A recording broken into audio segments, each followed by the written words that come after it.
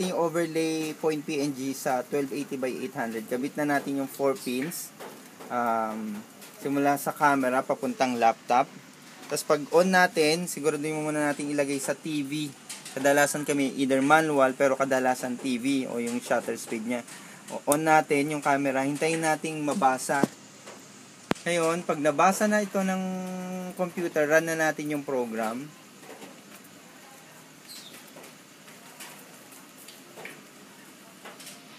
So on na natin siya.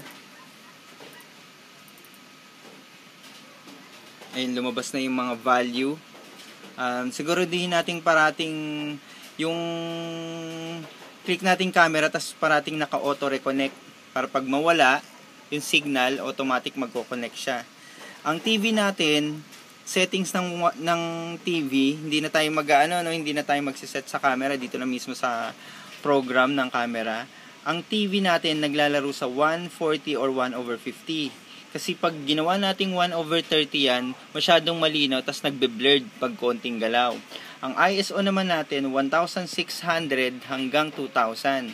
Hindi pwedeng lumampas yan sa 25 dahil masyado ng overexposed, nagiging green na yung kulay, tas pixelated na. Ang size natin, kadalasan normal lang o medium.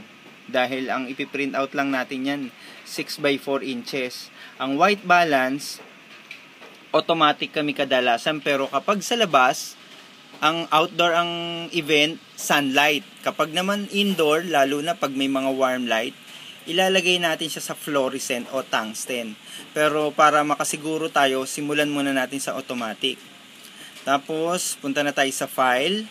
Punta tayo sa printer setup. Siguraduhin natin kung anong printer ang gagamitin natin.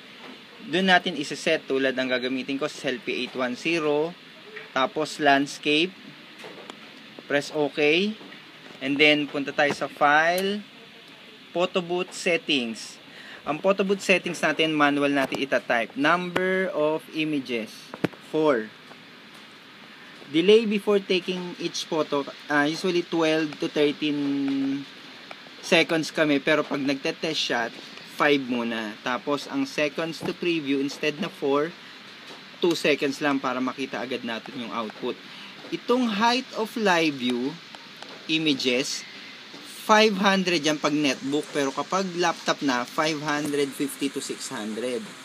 And then, ang naka-check parate, enable live view, yung box niya, tsaka yung mirror live view, tsaka yung disable live view when printing. Pwede rin pwedeng uncheck yung disable live view when printing.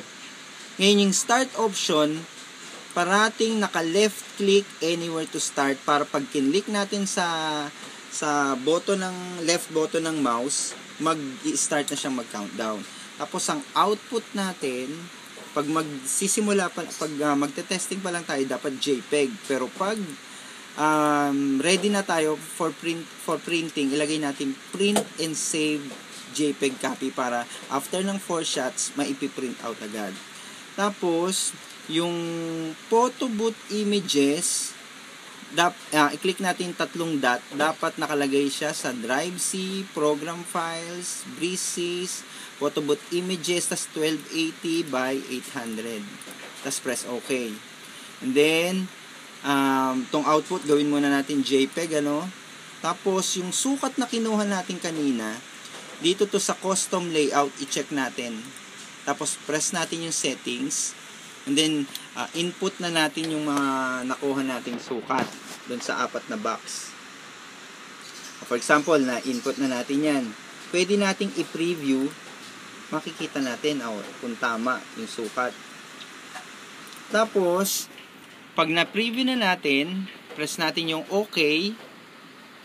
Save na natin. Dapat nakalagay yan once na mag-save tayo, isang beses lang to. Drive C, Program Files, Breezes, DSLR Remote, Photo Booth Images, 1280 by 800, tas lagay natin testing. Sample lang Pero kahit anong file name yan, testing. Next time na magsasave tayo, automatic na pupunta na siya dyan sa folder. Press OK, tapos punta na tayo sa File, Full Screen, photo booth mode. Ayan na siya, pwede na tayo mag-test shot niyan. Pag kinlik natin yung left button, magka-countdown na yan. Mapapansin nyo, taking photo for 1, 4, 3, 2, 1. Ayun yung first shot. Second shot, 4, 3, 2, 1.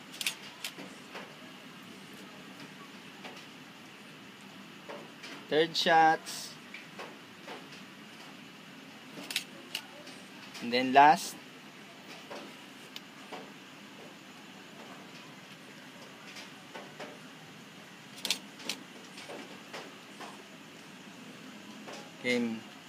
Okay, pag lumabas na yung position yourselves, ibig sabihin tapos na yung testing natin. Press natin escape. Makikita natin yung output natin. Minimize ko muna sa Drive C. Tapos DSLR remote folder. Ayan. Makikita mo kung anong date ngayon. Halimbawa, 27. Papansin mo yung every shot niya na isi-save dun sa date, dun sa folder. Tapos, meron siyang separate na folder nakalagay prints.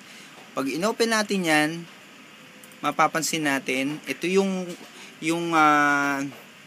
kinalabasan ng 4 shots natin. Mapapansin nyo, hindi siya tugma dahil hindi tama yung pagkuha natin ng mga sukat, dahil yung sukat na nilagay ko dito hindi tugma dun sa latest na ginawa natin.